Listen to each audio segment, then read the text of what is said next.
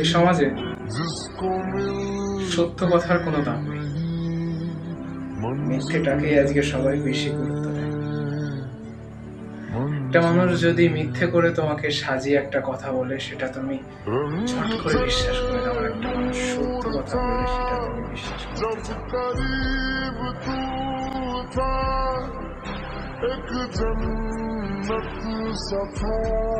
আর এটা তুমি সবচেয়ে ভালো প্রমাণ পাবে, তুমি যাকে সবচেয়ে বেশি ভালোবাসো, যে তোমার সবচেয়ে কাছে, সেই তোমাকে প্রমাণ সহটা বুঝিয়ে দেবে।